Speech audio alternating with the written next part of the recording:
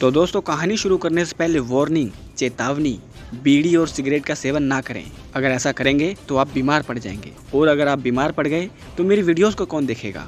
तो चलिए फिर शुरू करते हैं। तो कहानी शुरू होती है जीन ग्रे और उसकी मम्मी डैडी से, जो कि कहीं पर जा रहे होते हैं। और तभी जीन अपनी पावर्स को कंट्रोल नहीं कर पाती और वो रेडियो के चैनल इधर से उधर करने लग जाती है। उसकी मदर कहती है ऐसा मत करो। इसी बीच में जीन से कुछ ऐसा हो जाता है जिससे जीन की मदर, उसको नींद आ जाती है, वो सो जाती है और गाड़ी क्रैश हो जाती है दूसरी कार से। और इस एक्सीडेंट में जीन की मदर मर जाती है और जीन को कुछ भी नहीं होता। उसके सामने एक शील आ जाती है। जब जीन को होश आता है तो उसके पास आता है चार्ल्स एक्जेवियर और वो कहता है कि तुम्हारे मम्मी और पापा दोनों मर चुके हैं और मेरे पास एक स्कूल है जहाँ पर मैं स्पेशल बच्चों को उनकी एजुकेशन पूरी करवाता हूँ, तो तुम मेरे साथ चलो। जीन कहती है मेरे पास सुपर पावर्स हैं जिनको मैं कंट्रोल नहीं कर सकता और इस वजह से लोगों का नुकसान कर देती हूँ। तो एक्जेवियर कहता है मेरा स्कूल तुम्हें सिखाएगा कि अपनी पावर्स को कैसे कंट्रोल करें। जीन कहती है मैं लोगों के लिए खतरा हूँ। एक्जेवियर कहता है एक पेन से किसी को मारा भी जा सकता है और उसी पेन से कुछ अच्छा लिखा भी जा सकता है। तो वो हम पर डिपेंड करता है कि हम अपनी पावर को, अपनी शक्ति को एज अ गिफ्ट यूज करते हैं या एज अ वेपन। तो इतनी गहरी गहरी बातें करके वो जीन ग्रे को अपने स्कूल में जीन को पढ़ने के लिए मना लेता है। जीन ग्रे आती है इनके स्कूल में और फिल्म शुरू होती है एक्समैन डार्क फ्यूनिक्स। हाँ, तो आगे बढ़ने से पहले एक जरूरी बात, हम लोगों ने एक्समैन की बाकी जितनी भी मूवीज हैं वो एक्सप्लेन करके इसी चैनल पर डाल रखा है, आप जाकर वो देख लें इस वीडियो को देखने के बाद। तो चलिए फिर आगे बढ़ते हैं। फिर में आगे सीन दिखाया जाता है 1992 का। नासा कोई अपोलो मिशन करती है स्पेस में जाने का, लेकिन वहाँ के जो एस्ट्रोनॉट होते हैं उनका जो स्पेसशिप होता है वो खराब हो जाता है और एस्ट्रोनॉट उसके अंदर फंस जाते हैं। तो ये मदद के लिए एक्समैन्स को कॉल लगाते हैं, यानी कि चार्ल्स एक्जेवियर को। और चार्ल्स एक्जेवियर हंक यानी कि बीस्ट को बोलता है हमारा वो शिप तैयार है ना। हंक कहता है हाँ तैयार है। उसे एक्जेवियर की पूरी टीम उस शिप के अंदर बैठकर आसमान में चले जाते हैं। इधर एक्जेवियर नासा को कॉन्टेक्ट करता है, उनसे बात करता है कि हमारी टीम अब तैयार है, आपके एस्ट्रोनॉट को हम लोग बचाने की कोशिश करेंगे, आप लोग बेफिक्रे हो जाओ। इधर स्पेसशिप में आने के बाद हमें दिखाया जाता है कि स्पेस के अंदर एक अलग एनर्जी है, एक सोलर फ्लेयर एक जगह पर रुका हुआ है और उनके पास ही इनका स्पेसशिप, जो इंसानों का, जो नासा का स्पेसशिप है, वो बहुत तेजी से घूम रहा है। तो रिवन कहती है स्कॉट को कि अपनी आंखों से लेजर मार के उसको थोड़ा सा स्थिर करो। स्कॉट अपनी आंखों से लेजर देके उसको थोड़ा सा उसके घूमने की स्पीड को कम करता है। स्टॉर्म भी उनके शिप को थोड़ा सा मेंटेन करती है और क्विकसिल्वर उनके स्पेसशिप में जाकर वहाँ के सारे लोगों को निकाल कर अपनी शिप में ले आता है। और तभी इनमें से एक एस्ट्रोनॉट कहती है कि हमारे जो सीनियर हैं वो पीछे की तरफ शिप में फंसे हुए हैं। तो हम कहता है हमारे पास सिर्फ 1 मिनट है, जल्दी करो। तो उसके बाद जेन कर्ट को लेकर स्पेसशिप के अंदर जाती है और जेन स्पेसशिप को कंट्रोल करती है, उसको टूटने से रोकती है। और कर्ट वो साइंटिस्ट को लेकर उनके स्पेसशिप में आ जाता है और तभी सारी की सारी एनर्जी, ये जो भी सोलर फ्लेयर है, वो सारा का सारा कंप्रेस होकर जीन के अंदर आ जाता है और बाहर सब लोग डरने लग जाते हैं ये हो क्या रहा है। और जीन ग्रे वो सारी की सारी एनर्जी को अपने अंदर ऑब्जॉर्व करती है और एक ब्लास्ट होता है, मतलब जितनी भी एनर्जी है वो जीन ग्रे के अंदर आ जाती है और जितना मैटर होता है वो विस्फोट होके सारा खत्म हो जाता है और जीन ग्रे को कुछ भी नहीं होता और कर्ट उसे वहीं से उठाकर अपनी शिप में ले आता है। तो जीन ग्रे कहती है चलो अब घर चलते हैं। तो ये सब लोग नीचे आ जाते हैं और नीचे सब लोग इनको स्वागत करते हैं, इनको धन्यवाद बोलते हैं और हमें दिखाए जाते हैं बहुत सारे फैंस। स्कूल में आने के बाद भी सारे के सारे बच्चे एक्समैन्स को बधाई देते हैं पहले मिशन के लिए। उसके बाद हंक जीन को चेक करता है और जीन हंक का माइंड रीड करती है कि कुछ प्रॉब्लम है। फिर वो आती है स्कॉट के पास और स्कॉट को बताती है कि मुझे बहुत अच्छा फील हो रहा है, मुझे बहुत अच्छा महसूस हो रहा है, बहुत एनर्जी है मेरे अंदर। और हमें अगले शॉट में दिखाया जाता है कि 3 स्पेसशिप अर्थ की ओर आ रही है और वो एक फार्म हाउस में गिरती है और हमें फार्म हाउस में दिखाए जाते हैं कुछ लोग और वहाँ पर एक लड़की भी होती है जिसको कुछ आवाजें आती है अपने गार्डन से। वो यहाँ से निकलकर अपने गार्डन में आती है और गार्डन में हमें दिखाए जाते हैं स्कल्स, जो कि मार्वल सिनेमैटिक यूनिवर्स में है। एक स्कल इस लड़की की शक्ल देखकर इसी का रूप ले लेता है और ये लड़की, जिसका नाम है कायरा, वो आती है अपनी टीम को लेकर इस घर में और जितने भी लोग होते हैं सबका रूप ये स्कल्स ले लेते हैं और इंसान बन जाते हैं। और उधर स्कूल के अंदर सारे के सारे म्यूटेंट्स वो लोग पार्टी कर रहे हैं क्योंकि इनका सबसे पहला मिशन था जिसमें इन्होंने एस्ट्रोनॉट्स को बचाया और दुनिया भर में इनका नाम हो गया। जीन बहुत सारी दारू पी लेती है और स्कॉट को कहती है कि और दारू लेकर आओ और यहाँ पर सब लोग बातें करते हैं। फिर रिवन आती है, वो हंक से बात करती है। हंक को कहती है कि देखो हम लोगों ने अपनी जान की बाजी लगाकर उन एस्ट्रोनॉट्स को बचाया, लेकिन मैं ये सब नहीं चाहती, मैं एक आम जिंदगी जीना चाहती हूँ। तो मैं एक्समैन छोड़कर जाने वाली हूँ बहुत जल्द, तुम भी चलो मेरे साथ। लेकिन हंक कहता है नहीं, एक्जेवियर को मेरी जरूरत है। और हमें एक्जेवियर दिखाया जाता है जिसको मिनिस्टर अवार्ड दे रहे हैं। पूरी सभा में बुलाकर सब लोग म्यूटेंट्स का सम्मान कर रहे हैं और यहाँ पर जीन दारू ही दारू पीती जा रही है, वो नशे में आ चुकी है, उठपटांग बातें कर रही है स्कॉट के साथ। और तभी जीन को कुछ होने लगता है, उसे आवाजें आती हैं और वो बेकाबू होने लगती है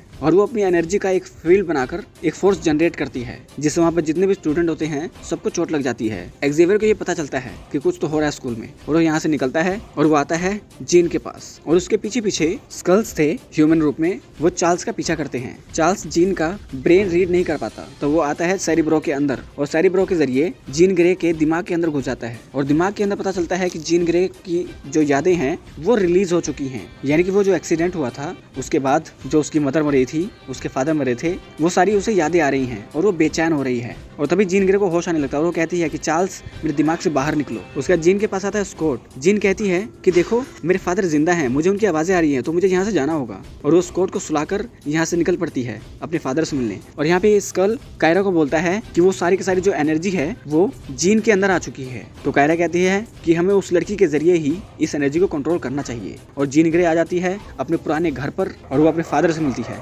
जीन के फादर डरे डरे जीन का स्वागत करते हैं और वो उसके लिए पानी लेने जाते हैं। जीन आसपास देखती है कि मेरे फादर की फोटोज हैं, मेरी मदर की फोटोज है, मेरी फोटोज कहाँ हैं? और यही बात वो अपने फादर से पूछती है। उसका फादर कहता है कि देखो मैं अपनी बीवी से बहुत प्यार करता था और तुमने उसकी जान ली, तो मैं तुम्हारी फोटोज अपने पास क्यों रखूं? तो जीन कहती है मैं सिर्फ 12 साल की थी, मुझे नहीं पता था मैं क्या कर रही हूँ। वो यहाँ पर रोने लग जाती है। जीन का फादर कहता है कि देखो मैंने तुम्हें चार्ल्स एक्जेवियर को दे दिया था, ये बोलकर कि वो तुमसे कह दे कि हम सब मर चुके हैं, अब तुम मेरी लाइफ से दफा हो जाओ, तुमने मेरी जिंदगी बर्बाद कर दी, मेरी जीवन साथी को तुमने मार दिया। तो जीन इसको बेहोश करके यहाँ से निकलती है और बाहर देखती है सारे एक्समैन आ चुके हैं। एक्जेवियर इसको अपने पास बुलाते हैं, कहते हैं कि आ जाओ, हम तुम्हारा परिवार हैं, हम तुम्हारी देखरेख करेंगे। जीन कहती है कि देखो तुमने मुझसे झूठ बोला, मेरे फादर जिंदा हैं। और तभी कर्ट और बाकी के लोग जीन को जबरदस्ती ले जाने की कोशिश करते हैं, क्योंकि जीन वहाँ पर कुछ पुलिस वाले होते हैं, उन पर हमला करती है। क्विक सिल्वर जीन को रोकने की कोशिश करता है और जीन सबका मुकाबला करके सबको हराने लगती है। और तब जीन के पास आती है रिवन, और रिवन कहती है कि देखो हम तुम्हारी फैमिली हैं, हम तुम्हारा परिवार हैं, तुम्हें जो भी कुछ हो रहा है वो सब हम ठीक कर देंगे, आओ हमारे साथ। वो ऐसे बात कर ही रही होती है, तभी वो कहती है कि मेरी नजर से दूर हो जाओ, और वो अपनी बॉडी से बहुत सारी एनर्जी रिलीज करती है, जिसके झटके से रिवन दूर गिरती है और उसके अंदर बहुत सारी लकड़ियां घुस जाती हैं। जीन को बहुत बुरा लगता है। जीन ये देखकर डर जाती है और वो उड़कर भाग जाती है, और रिवन यहाँ पर मरने लगती है और सब लोग उसको देखते हैं और रोने लगते हैं। उसके बाद जीन को लेकर आ जाता है स्कूल में, और स्कूल में उसको दफनाने के बाद उसका फ्यूनरल होता है, सब लोग दुखी होते हैं। एक्जेवियर कहता है कि जीन ग्रे ने इसको नहीं मारा, जीन ग्रे के अंदर कुछ ऐसा है जो उसे ये सब करवा रहा है, ये हम जानते हैं। उसका स्कूल में सब लोग डरे होते हैं कि जीन ग्रे ने रिवन को मार दिया, लेकिन स्कॉट सबको समझाता है कि जीन ग्रे ने नहीं, उसके अंदर कुछ ऐसा है, बुरी शक्ति, जिसने रिवन को मारा है, जीन ने नहीं मारा। और इधर स्टॉर्म कहती है कि देखो मैंने देखा जीन ने रिवन की जान ली है। इधर स्कॉट को हंक बताता है कि देखो रिवन एक्समैन छोड़कर जाना चाहती थी, वो एक आम जिंदगी जीना चाहती थी, लेकिन तुम्हें इंसानों की रक्षा करनी है, उनका मसीहा बनना है, ताकि वो हमें इस देश में रहने दे। ये देश जैसे इंसानों का है वैसे ही म्यूटेंट्स का भी है। वो ऐसे कुछ बात करता है। उधर जीन ग्रे दिखाई जाती है जो कि बारिश के अंदर रोती है, और फिर जहाँ पर यह हादसा हुआ था, जहाँ पर जीन ग्रे के घर पर, वहाँ पर आ जाती है कायरा और वो कहती है कि बताओ तुम्हारी बेटी कहाँ है। और वो उसके पेट में ब्लैक होल बना के उसके दिमाग में घुस के पता लगा लेती है कि जीन ग्रे कहाँ गई है, कि यहाँ पर क्या क्या हुआ है। और फिर हमें सीन दिखाया जाता है एक आइलैंड का, जहाँ पर बहुत सारे म्यूटेंट्स रहते हैं। जीन ग्रे वहाँ पर आती है और वो अजीबोगरीब लोगों को देखती है और वो कहती है कि मुझे मैग्नीटो से मिलना है। और वहाँ पर आता है मैग्नीटो और वो कहता है कि जीन तुम यहाँ पर क्या कर रही हो। तो जीन कहती है कि देखो मेरी जो शक्तियाँ हैं वो मुझ पर हावी हो रही हैं और मुझे गुस्सा आता है, मैं क्या करूँ, मैं लोगों की जान ले रही हूँ। तो मैग्नीटो यानी कि एरिक बोलता है कि देखो एक टाइम में मेरे अंदर ही बहुत सारा गुस्सा था, मेरे साथ लोगों ने गलत किया और मैंने जिन्होंने मेरे साथ गलत किया उन सबको मार दिया, फिर भी मुझे कभी शांति नहीं मिली, और अब मैं एक आम इंसानों की तरह इस आइलैंड पर अच्छे से जिंदगी सरवाइव कर रहा हूँ। और वो पूछता है कि तुम्हारे यहाँ पर जो खून लगा वो किसका है। जीन ग्रे इसकी बातों को ज्यादा रिएक्ट नहीं करती, ना जवाब देती है। और तभी कुछ देर बाद यहाँ पर मिलिट्री के 2 हेलीकॉप्टर आ जाते हैं और उसमें से वो लोग निकलते हैं और आते हैं एरिक के पास। एरिक से बोलते हैं कि देखो यहाँ पर जीन ग्रे आई है, हमें वो दे दो क्योंकि उसने पुलिस वालों पर हमला किया है। एरिक कहता है यहाँ पर कोई नहीं आया। ऑफिसर कहता है कि देखो झूठ मत बोलो। और तभी वहाँ पर आ जाती है जीन ग्रे और वो मिलिट्री का एक जहाज अपने हाथों से कंट्रोल करके उसको तबाह कर देती है और दूसरा भी हेलीकॉप्टर तबाह करने लगती है। लेकिन मैग्नीटो उसको रोकने की कोशिश करता है अपनी पावर से और सारे फौजियों को कहता है कि देखो उस हेलीकॉप्टर के अंदर घुस जाओ और यहाँ से निकल जाओ। और वो अपनी पावर से हेलीकॉप्टर कंट्रोल करके जब सारे मिलिट्री के लोग इसके अंदर बैठ जाते हैं उसको तो हेलीकॉप्टर को दूर फेंक देता है और जीन ग्रे से बचा लेता है। फिर वो जीन ग्रे को कहता है कि यहाँ से निकल जाओ। जीन कहती है कि देखो ये मैं नहीं कर रही थी, मेरे अंदर कुछ ऐसा है जो मुझसे अपने आप ये करवा रहा है। लेकिन एरिक कहता है कि निकल लो यहाँ से। उसका जीन यहाँ से भी निकलती है और हमें दिखाया जाता है एरिक के सारे लोग डरे हुए हैं और टीवी पर दिखाया जाता है कि जितने भी मिनिस्टर्स हैं वो लोग म्यूटेंट्स के खिलाफ एक्शन लेने वाले हैं। चार्ल्स कॉल करता है मिनिस्टर को और कहता है कि देखो हमें एक मौका दो अपनी गलती सुधारने का, लेकिन वो लोग कोई रिस्पॉन्स नहीं करते। उसके बाद एक बार के अंदर जीन ग्रे एक बूढ़े का रूप लेकर यहाँ पर दारू पीती है। तभी वहाँ पर आ जाती है वो स्कल कायरा, और कायरा कहती है कि देखो तुम्हारे अंदर तो पावर है ना, वो बहुत ही स्पेशल है, और जो तुम्हारे लोग हैं वो तुमसे डर रहे हैं, और जो तुमसे डरते हैं वो तुम पर हमला करते हैं, तो चलो हमारे साथ। यहाँ पर स्कॉट चार्ल्स को बताता है कि हंक यहाँ पर नहीं है, वो प्लेन लेकर यहाँ से निकल गया है। और फिर हमें दिखाया जाता है एरिक के आइलैंड का सीन, जहाँ पर हंक अपना जहाज लेकर आया है और वो एरिक को बोलता है कि देखो जीन ग्रे ने रिवन को मार दिया, अब हम दोनों को मिलकर जीन ग्रे को मारना है। तो एरिक कहता है अच्छा, तो वो खून रिवन का था। और उधर वो स्कल कायरा वो जीन को लेकर आती है एक जगह पर जहाँ पर बाकी के स्कल्स होते हैं, और वो जीन को बताती है कि देखो इस ब्रह्मांड में बहुत सारी दुनियाएं हैं, और हम भी एक दुनिया में रहा करते थे, लेकिन हमारे ग्रह के ऊपर एक स्पेशल एनर्जी रहा करती थी। वो एनर्जी वहाँ से चली गई, जिससे हमारा प्लेनेट तबाह हो गया, और वो एनर्जी जहाँ पर भी जाती है वहाँ पर एक नए जीवन को निर्माण करती है, जिसे फिनिक्स कहा जाता है। वो बंजर ग्रह पर जान ला सकती है, और वो सारी की सारी शक्ति तुम्हारे अंदर है, तो तुम एक तरह से क्रिएटर हो, दुनिया बनाने वाली हो, क्योंकि वो शक्ति तुम्हारे अंदर है। यहाँ पर हंक और मैग्नीटो को पता चलता है कि जीन ग्रे वहाँ पर है, तो मैग्नीटो अपना उठाता है हैमलेट और वो पहनता है ताकि चार्ल्स उसके दिमाग का पता न लगा सके। और यहाँ पर चार्ल्स भी पता लगा लेता है कि जीन ग्रे कहाँ पर है, और अपनी टीम को कहता है कि हमें जीन ग्रे को अपने साथ लेकर आना है, उसके साथ जो भी प्रॉब्लम है उसको ठीक करना है। उसके बाद ये सब लोग यहाँ से निकल पड़ते हैं जीन ग्रे को लाने के लिए, और वो पहुंचते हैं एक जगह पर, और वहीं पर एरिक मिल जाता है मैग्नीटो के रूप में। चार्ल्स मैग्नीटो को समझाता है कि देखो वो जीन ग्रे के अंदर कुछ ऐसा है जिसने रिवन की जान ली। मैग्नीटो कहता है कि देखो वो कुछ भी हो, मारा जीन ने है तो जीन तो मरेगी, तुम रोक नहीं सकते। ये लोग थोड़ा सा बात करते हैं, और तभी इन लोगों के जो म्यूटेंट्स होते हैं वो आपस में लड़ने लग जाते हैं। चार्ल्स की टीम मैग्नीटो की टीम को जीन्स तक पहुंचने से रोकती है, जिसमें जबरदस्त एक्शन दिखाया जाता है। सब लोग अपनी पावर्स का इस्तेमाल करते हैं, एक से एक तरीके से गजब स्टाइल दिखाया जाता है। और इसी बीच में जब बहुत सारी लड़ाई हो जाती है, मैग्नीटो जमीन पर हाथ रखता है और जमीन के नीचे से पुरानी मेट्रो निकालता है और रास्ता ब्लॉक कर देता है अंदर आने का, और खुद अंदर आ जाता है जीन को मारने के लिए। और वो जीन के सामने आके कहता है कि मैं तुम्हें मार दूंगा, और वो एक सीढ़ी का लोहा निकालकर जीन के अंदर घुसाने लग जाता है, लेकिन जीन अपनी पावर से सब कुछ रोक देती है और कहती है कि तुम मुझे नहीं मार सकते, मैं तुम्हें मार सकती हूँ। और वो मैग्नीटो का हैमलेट चिपकाने लग जाती है, तो मैग्नीटो को अपना ये हैमलेट खुद तोड़ना पड़ जाता है, और मैग्नीटो बेहोश होकर यहाँ पर गिर जाता है। और तभी चार्ल्स मैग्नीटो के दिमाग को ट्रेस करता है और उसे पता चलता है कि मुझे अंदर कैसे जाना है, और वो कर्ट को बुलाता है, और वो कर्ट के जरिए जीन के पास आ जाता है। जीन कर्ट को दूर फेंक देती है। उसका चार्ल्स जीन को समझाने की कोशिश करता है कि देखो वो जो औरत है उससे दूर हो जाओ, वो हरामी है, तुम्हारे अंदर बहुत ताकत है, पहचानो उसको, तुम कुछ भी कर सकती हो। तो जीन कहती है कि मेरे पास चल कर आओ, और वो अपनी ताकत से चार्ल्स एक्जेवियर को कंट्रोल करती है, और चार्ल्स एक्जेवियर जो कि नहीं चल सकता उसको चलवाती है और अपने पास लेकर आती है, और कहती है कि तुमने मेरी शक्तियों का गलत इस्तेमाल किया है, तुम बहुत बुरे हो, तुमने मुझसे सब कुछ छुपाया, मेरे फादर जिंदा थे। तो एक्जेवियर कहते हैं देखो जीन, तुम हमारे परिवार का हिस्सा हो, तुम्हारे पिता तुमको नहीं चाहते थे, लेकिन मैंने तुमको वहाँ से उठाया, तुम्हें अपना एक परिवार दिया ताकि तुम अच्छे से अपनी जिंदगी को जी सको। इसी वजह से मैंने तुम्हारे फादर की सच्चाई तुम्हें नहीं बताई, और मैं जो कुछ भी कह रहा हूँ सही कह रहा हूँ, तुम मेरे दिमाग में देख सकती हो। उसके बाद जीन चार्ल्स एक्जेवियर की सारी बातें याद करती है, और उसे सब कुछ पता चल जाता है कि उसके फादर इससे प्यार नहीं करते थे, और एक्जेवियर ने इसकी काफी मदद की बचपने में, इसको प्यार दिया, इसको परिवार दिया, इसको अपनी बेटी की तरह पाला। तभी जीन कहती है कायरा को कि मेरी सारी एनर्जी तुम ले लो, इसने मुझे परेशान कर रखा है, मैं इस एनर्जी के काबिल नहीं हूँ। तो कायरा उसको छूकर उसकी सारी एनर्जी लेने लगती है, और एनर्जी लेते लेते जीन बहुत ही कमजोर होने लगती है।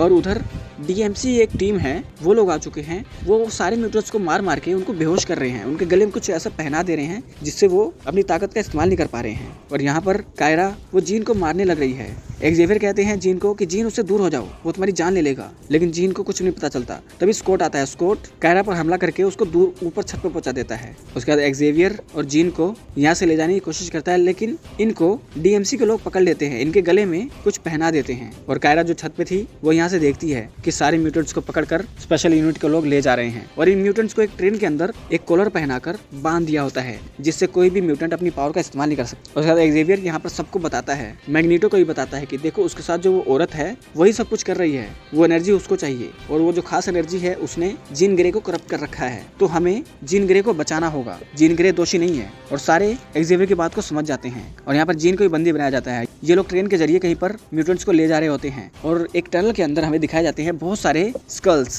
जो कि उस ट्रेन का इंतजार कर रहे हैं। और जैसे ही ट्रेन वहां पर आती है सारे स्कल्स उस ट्रेन के ऊपर चढ़ जाते हैं। हेलीकॉप्टर से मिलिट्री के लोग ये देखते हैं और अंदर इन्फॉर्म करते हैं कि ऊपर बहुत सारे स्कल्स हैं और मिलिट्री के लोग यहाँ पर जगह सिक्योर करते हैं। और तभी वहां से एक स्कल आता है। ये सब लोग उस पर गोले चलाते हैं लेकिन वो अकेला ही इन सबकी बैंड बजाता है। उसके बाद जितने भी स्कल्स होते हैं वो सारे के सारे जो इतने मिलिट्री के लोग हैं उनको मारने लग जाते हैं, उन पर हमला करने लग जाते हैं और बहुतों को मार देते हैं। और ये लोग एक स्कल को नहीं मार पाते। उसके स्कल अंदर ट्रेन के अंदर आ जाता है, ट्रेन के अंदर सबको मारने लगते हैं। लेकिन एक इंसान, एक मिलिट्री वाला बंदा, वो म्यूटेंट्स को खोल देता है और सारे म्यूटेंट्स जीन को बचाने की कोशिश करते हैं क्योंकि वो लोग जीन को लेने आए हैं। और यहाँ पर घमासान लड़ाई होने लग जाती है जहाँ पर स्टॉर्म अपनी फुल एनर्जी के साथ इन लोगों पर हमला करती है बहुत ही गजब स्टाइल से। मैग्नेटो अपनी ताकत का इस्तेमाल करते हुए सब लोगों को मारता है। हंक भी सबकी मदद करता है। कर्ट भी एक इंसान को बचाने की कोशिश करता है लेकिन एक स्कल एक ऑफिसर को मार देता है तो कर्ट उस ऑफिसर को ट्रेन के सामने ले आकर छोड़ देता है और स्कॉट एक्सेवियर को लेकर आता है जीन ग्रे के पास। और यहाँ पर मैग्नेटो इन स्कल्स को मार रहा है और सारे स्कल्स को एक बोगी के अंदर डाल के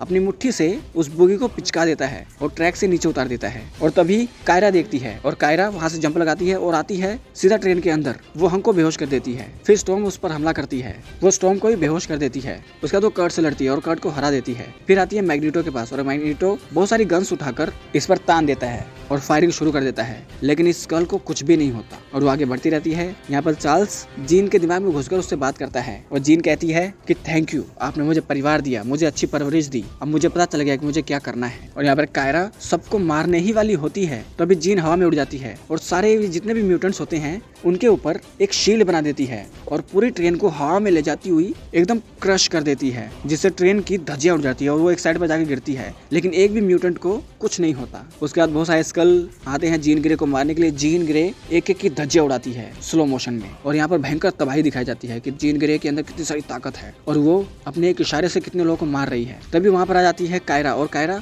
उसकी बची हुई एनर्जी को अपने अंदर लेने की कोशिश करती है लेकिन ले नहीं पाती। वो अपने हाथ हटाने लगती है लेकिन जीन उसके हाथ पकड़ लेती है, कहती है कि लो ताकत लो, तुम्हें मेरी ताकत चाहिए ना। और तभी यहाँ पर जितने म्यूटेंट होते हैं वो लोग भी मरने लग जाते हैं क्योंकि ये एनर्जी इतनी सारी है, एक बॉडी से दूसरे बॉडी में अगर जाएगी तो आसपास का सारा जो वातावरण है वो तबाह हो जाएगा। तो जीन ग्रे कायरा को लेकर आसमान में उड़ जाती है और आसमान में बहुत सारी एनर्जी इस कायरा के अंदर डाल देती है और ये कायरा यहाँ पर मर जाती है। फिर उस एनर्जी को जीन ग्रे अपने अंदर ले लेती है और वो बन जाती है एक फ्यूनिक्स पावर जो कि सर्वश्रेष्ठ ताकत है। और सारे म्यूटेंट्स वो देखते हैं जीन ग्रे जो कि फ्यूनिक्स बन चुकी है। उसके यहाँ पर जीन ग्रे का फिनरल होता है एक तरह से कि वो मर चुकी है, वो वापस नहीं आएगी। और हमें स्कूल दिखाया जाता है, स्कूल में सब लोग अब अच्छे खासे रहने लगे हैं। चार्ल्स एक्सेवियर वो रिटायर्ड हो चुका है और हंक चार्ल्स एक्सेवियर की गद्दी ले चुका है और वो रिवन से प्यार करता है। और हमें दिखाया जाता है एक कैफे के अंदर एक्सेवियर बैठा है रिटायर्ड होकर और उसके पास आता है एरिक अपनी चेस लेकर और ये दोनों थोड़ी सी बातें करते हैं, अपने पुराने दिनों को याद करते हैं और गेम खेलना शुरू कर देते हैं। और हमें आसमान में दिखाई जाती है फ्यूनिक्स यानी कि जीन ग्रे और यहाँ पर यह फिल्म एंड हो जाती है। तो दोस्तों फिल्म बहुत अच्छी है और ये फॉक्स वालों की एक्समैन फ्रेंचाइजी की लास्ट मूवी है। इसके बाद सारे के सारे राइट्स मार्वल ने वापस ले लिए हैं। अब मार्वल इन एक्समैन्स को कैसे यूज करेगा वो हमें फेज 5 फेज 4 में देखने को मिलेगा जिसकी शुरुआत होगी डेडपूल 3 से। तो अगर ये वीडियो अच्छी लगी तो इस वीडियो को लाइक कर दे, चैनल को सब्सक्राइब कर दे, बेल आइकन दबाएं ताकि अगली बार हम कोई वीडियो डालें आप लोगों के पास उसका नोटिफिकेशन आ जाए। तो मिलते हैं आपके साथ अगली वीडियो में, तब तक के लिए नमस्कार।